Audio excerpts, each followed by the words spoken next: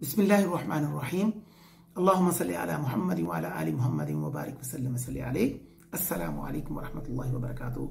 सामीन मोहतरम, मैं उम्मीद करता हूँ आप सब खैर वफियत से होंगे और अल्लाह ताला से दुआ गो हूँ कि अल्लाह ताला हम सबको अपने हिफ्ज़ व अमान में रखे।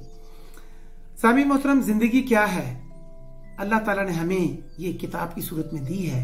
इसके पहले सफ़े पर पैदाइश है और आखिरी सफ़े पर मौत है। इसके बीच के सफ़ात खाली हैं। अब ये हम पर है कि हम इनमें क्या लिखते हैं, यानी जो भी हम अमल करेंगे वो इस डायरी में लिखा जाएगा। और ज़हन में रखिए इसको लिखते वक्त कि ये किताब जो है आखिरत में मैदान महशर में अल्लाह रब्बुल इज़्ज़त के सामने, अहकमुल हाकिमीन के सामने यह नामा पेश किया जाएगा। और एक एक चीज, जो चीज हमने छुपके की है या ज़ाहरन की है, तमाम इसमें लिखा होगा। इसी सिलसिले में मौलाना रूम अलैहि रहमतुल्लाह अलैह का एक वाकया बयान करना चाहूंगा कि आप फरमाते हैं कि एक आदमी जो है गरीब था, उसको एक कहीं से कीमती हीरा मिला। वो बाजार में, सराफा बाजार में गया और उसने वो कीमती हीरा बेचना चाहा। तो जो जोहरी थे उन्होंने जब उस हीरे को देखा तो तमाम बाजार इकट्ठा हुआ। उन्होंने कहा, भाई ये हीरा बहुत ज्यादा कीमती है, तमाम बाजार मिलके भी जो है इसकी कीमत अदा नहीं कर सकते, तो हमारा तुम्हें मशवरा है कि तुम बादशाह वक्त के पास चले जाओ, वहां कीमत तुम्हें सही मिलेगी। सामीन मोहतरम, वो आदमी बादशाह वक्त के पास पहुंचता है। बादशाह अपने वज़रा के साथ दरबार में है।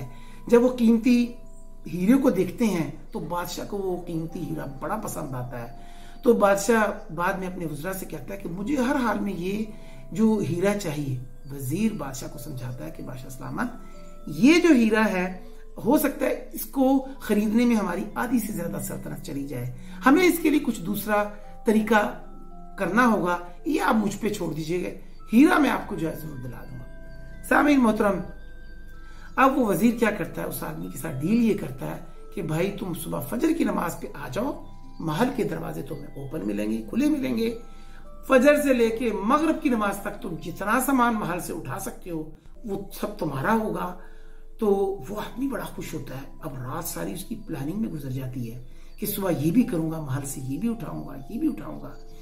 जब सुबह वो फजर के बाद महल में दाखिल होता है तो सामीन मोहतरम, वजीर चूंकि बड़ा सियाना होता है, बड़ा चालाक होता है, उसने महल के जो पहला जो जब एंटर होते हैं उसमें बड़े खूबसूरत शीशे बड़े बड़े लगाए होते हैं और साथ बड़े खूबसूरत लिबास जो है शाही लिबास होते हैं। अब इसने कभी जिंदगी में ऐसे लिबास ना देखे होते हैं, ना पहने होते हैं। वो कभी एक लिबास पहनता है, कभी दूसरा लिबास पहनता है। आखिरकार उसको एक लिबास पसंद आ जाता है, मगर उसमें इसके काफी टाइम गुजर जाता है। कहता अभी तो सुबह देखी जाएगी। आगे चलता है। वजीर ने फिर अपने दिमाग से बड़ा जबरदस्त आइडिया किया होता है कि अगले कमरे में उसने जो एक बड़ी टेबल लगाई होती है जिसमें अनवा किस्म के खाने चुने होते हैं। अब ये आदमी चूंकि रात भर का सोया भी नहीं होता, भूखा भी होता है, इस तरह के खाने इसने कभी जिंदगी में नहीं देते होते, तो वो उन खानों पर टूट पड़ता है, बेतहाशा खाता है। खाते खाते जो है ना वो सुस्त हो जाता है। अब वहां से उठता है, आगे चलता है तो वजीर ने फिर अपने जो है ना वो बड़ा खूबसूरत एक किस्म की तरकीब सोची होती है। अगले कमरे में बड़ा खूबसूरत बेड जो है, मखमली बेड होता है, बड़ा नरम और कनीजें बड़ी खूबसूरत, उसमें हवा यानी पंखे झल रही होती हैं हवा के लिए। तो ये आदमी कहता है क्यों ना मैं थोड़ा सा सो लूं, उठूंगा तो उसके बाद अपना काम शुरू कर दूंगा।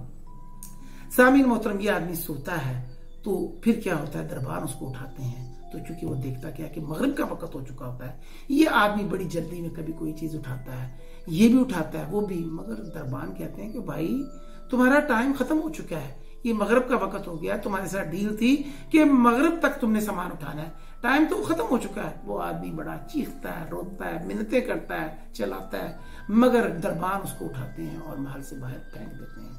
सामीन मोहतरम, इंसान भी जो है इसी शशुपन में सारी जिंदगी गुजारता है। कभी लिबास पे टाइम जाया करता है, कभी अपनी नफसानी ख्वाहिशात के पीछे लग जाता है, कभी बीवी बच्चों के पीछे लग जाता है, कभी जायदाद बनाने में लग जाता है। ये तमाम करते करते आखिर में जो है फरिश्ता जो है वो आ जाता है रूह कब्ज करने, और उस वक्त इंसान कहता है मुझे थोड़ा सा जिक्र तो करने दो, मुझे कलमे की तजदीद तो करने दो, मुझे अल्लाह के रास्ते में कुछ खर्च करने दो। सामीन मोहतरम, उस वक्त से पहले पहले इसीलिए कहा गया है कि ये जिंदगी जो है वे कीमती हीरे से भी ज्यादा कीमती है। इसको बड़ा सोच समझ के खर्च कीजिए, क्योंकि जिस तरह आप खर्च करेंगे वही आगे बताया जाएगा। तो सामीन मोहतरम, इतनी ज्यादा कीमती चीज को हमें सिर्फ इतना करना है, मुश्किल बिल्कुल नहीं है कि हमें अपनी जिंदगियों को हजूर नबी अकरम नूर मुजस्सम सल्लल्लाहु अलैहि वसल्लम के तरीका के मुताबिक गुजारना है। आप अपनी जिंदगियों का उठना बैठना, खाना पीना, जिंदगी के मामला, बिजनेस, जॉब, सब आप प्यारे आका सल्लल्लाहु अलैहि वसल्लम के उसवे हसना के मुताबिक कीजिए। इंशाल्लाह आप जिंदगी में भी कामयाब होंगे और आखिरत में भी कामयाब होंगे। अल्लाह ताला हम सबको अपने हिफ्ज़ व अमान में रखे, हमें दीनों दुनिया की भलाइयां अता फरमाए और हम सबका खात्मा बिल ईमान फरमाए। सामीन मोहतरम, वीडियो अच्छी लगे तो ये मैसेज आगे जरूर सेंड कीजिए। हो सकता है किसी की समझ में ये बात आ जाए और हमारे लिए भी ये निजात का जरिया बन जाए। अल्लाह ताला से दुआ है, अल्लाह ताला हम सब की रिज़्क़ में, जान में, माल में बेशुमार बरकत अता फरमाए। अपना बहुत ज्यादा ध्यान रखिए। अस्सलामु अलैकुम व रहमतुल्लाहि व बरकातहू।